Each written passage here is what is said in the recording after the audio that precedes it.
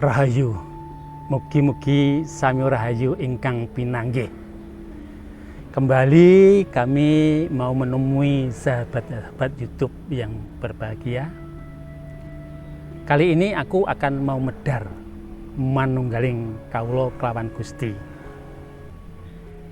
Manunggaling kawula kelawan Gusti ini kami petik dari Serat Kunci Swarga atau Miftahul Jannah, karya dari Saudara Fakir Abdul Haq. Manunggaling kawula kelawan Gusti, sebetulnya itu kita ini ya sudah manunggal, karena kita ini masih ada hijab, ada aling-aling, ada warana raga, sehingga kita tidak terasa. Tapi bagi mereka yang sudah mumpuni untuk melakukan ngerogo sukmo satu misal, atau ijib-ijib pati. Ijib-ijib pati itu bukan berarti mati, tapi ya seperti ngerogo sukmo, mati sakjroning urip, urip sakjroning mati, itu namanya ijib-ijib mati. Itu baru dia merasakan, melepaskan raganya, sehingga ruh atau atma itu bisa melihat sang empunya. Karena apa? Ruh itu juga probo sorot daripada sang Jagatnata. Ya, sing murbeng gesang. Jadi kita ini atau semua makhluk yang di dunia ini semuanya itu karena probo atau sorotnya atau sinarnya daripada sang murbeng gesang. Ada yang mengatakan kalau yang di tubuh ini atma, ada yang dibilang ruh, ada yang dibilang psikis, ada juga yang bilang purusa. Dan sang jagat yang murbeng dumadi itu iswara. Ada yang bilang itu. Ada yang dini sukmo kawekas, yang di ruh ini ada yang bilang sukmo kawekas, yang Gusti Kang Murbeng Jagat itu sukmo sejati. Apakah kita itu nanti bisa belajar ke arah untuk manunggaling kawula Gusti sebelum kita benar-benar meninggal? Sebetulnya bisa. Karena apa? Itu kalau kita itu ada sebuah pelajarannya. Tapi kali ini masih aku kupas gambaran antaraning kawula lan Gusti. Sedikit aku katakan, sejatining kawula lan Gustiku koyok dening godhong suruh. Wolak-walik beda rupane, ananging yen ginigit padha rasane.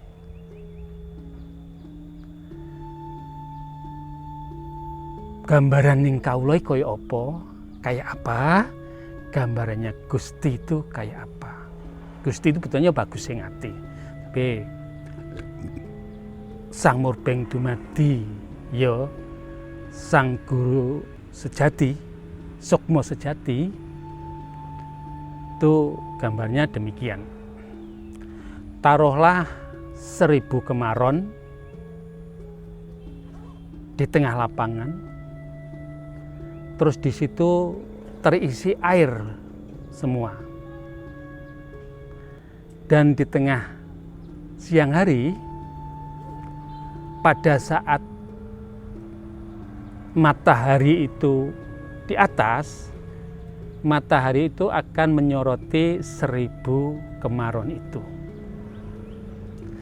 Kalau maron itu bening, gambarannya juga bening, berarti orangnya tenang, sabar, kalem, dan segala kebaikan ada dia. Ada kemaronnya yang bening, tapi airnya sedikit ombak, kewayangan daripada matahari pun juga tidak seperti yang bening, jelas sekali. juga ada airnya agak sedikit keruh. Dia tetap disinari dengan sang matahari. Adil dia. Tapi gambar sang matahari itu tidak begitu jelas, ora begitu cetha. Bukan tidak adilnya sang matahari untuk menyinari air dalam kemarun, tidak. Tapi air yang dalam kemarun itu belum lerem.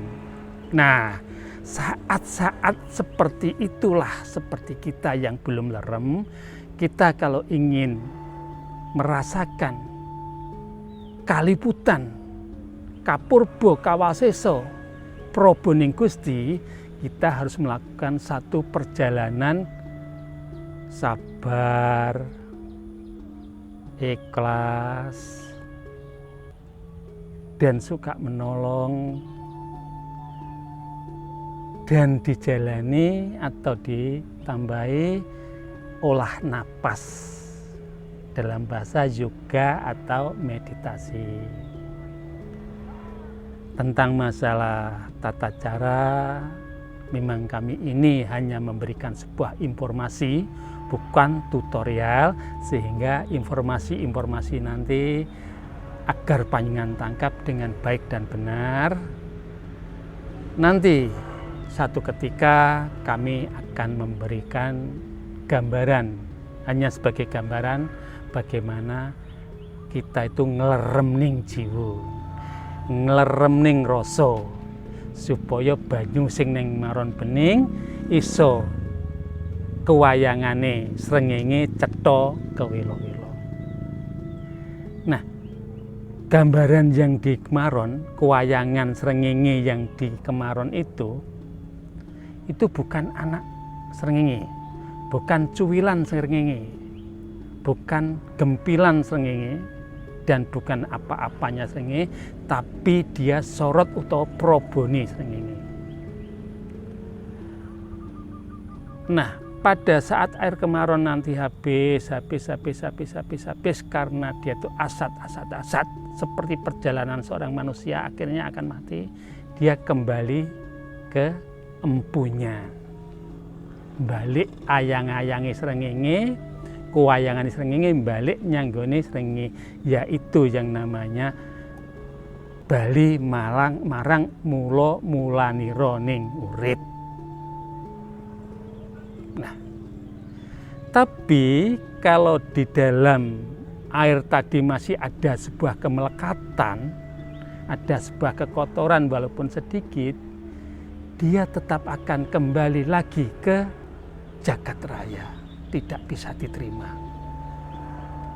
Bukan tidak adilnya Tuhan, bukan tidak adilnya Sang Jagatnoto, tapi karena dia masih ada sebuah kemelekatan, masih ada sebuah watak kebandan, ada kepinginan di dunia, dia harus kembali lagi. Yang dibilang reinkarnasi atau manjalmo. Dalam bahasanya agama mengalami kiamat lagi. Makanya ada satu wirid atau wejangan, kiamat lir sabenari. Jadi kiamat itu sebetulnya untuk pemahaman orang-orang tasawuf itu bukan rusaknya jagat raya ini, tapi kiamat itu lahirnya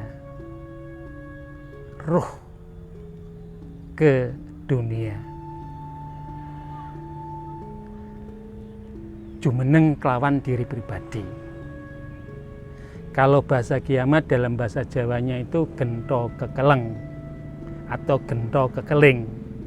Maka orang ruh yang sedang tidur di kubur apabila mendengar panyebuling gento kekeling, terompet sangkakala, yang kiamat itu yang mendengarkan, suaranya itu memecahkan telinga. Tapi yang tidak mendengar itu seperti tidurnya sang pengantin. Yang tidak mendengar, yang tidak mengikuti kiamat lagi, itu seperti air laut yang paling mendasar. Tapi kalau air laut itu masih di atas laut, dia akan diserap jadi awan. Serap ke angkasa jadi awan, lantas jadi mendung, jadi hujan, turun lagi.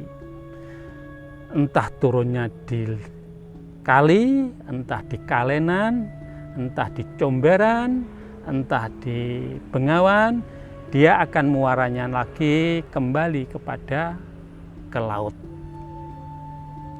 Dan di laut nanti sesuatu yang kotor tersaring, terangkat lagi. Jadi air hujan itu seperti gambarannya reinkarnasi.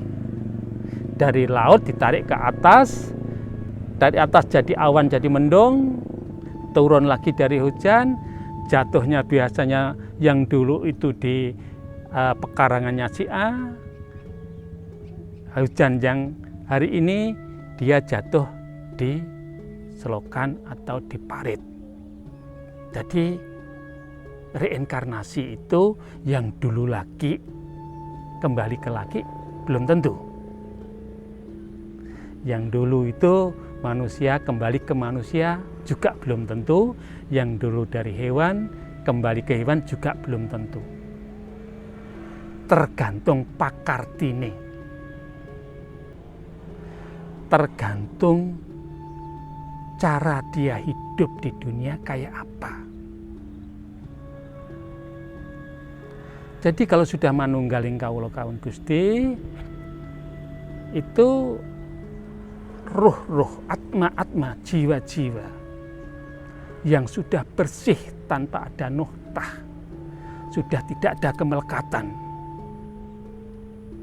benar-benar seperti waktu dia lahir, bersih tanpa noda, bersih tanpa dosa.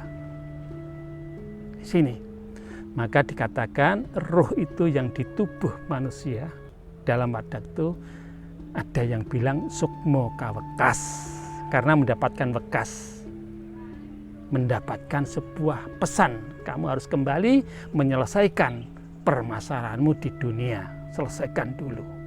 Kalau sudah kamu selesaikan di dunia, kamu bisa aku terima dengan seutuhnya.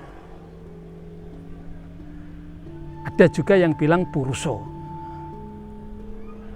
ruh itu juga puruso, dan yang murbeng dumadi, yang murbeng jagat itu dibilang iswara.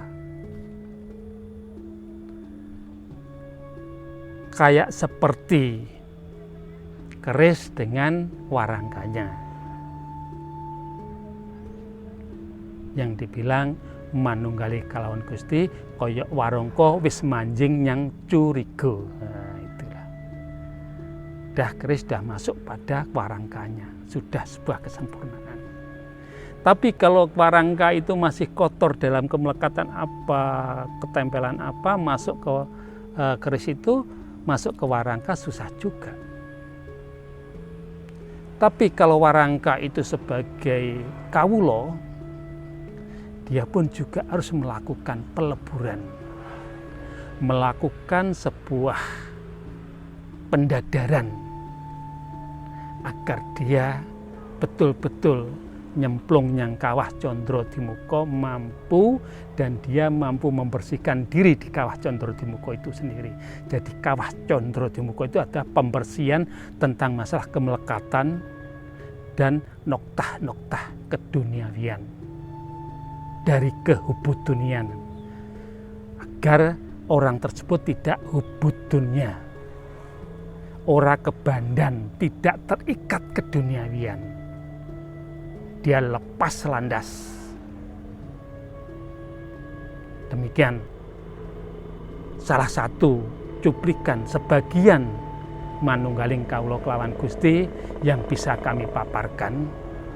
Ya, nanti satu ketika di episode atau di part 2 akan kami jabarkan tentang manunggaling kawula kelawan Gusti. Tapi sebelumnya aku mohon like dan subscribe dulu, agar panjenengan semua tidak ketinggalan video-video kami dan beri pesan atau kesan dalam komentar atau sebuah pertanyaan, sebuah masukan nanti akan kami terima dan kami jawab semampu kami. Sekian wedaran kami mohon maaf apabila wedaran kami kurang berkenan di hati panjenengan semua. Rahayu.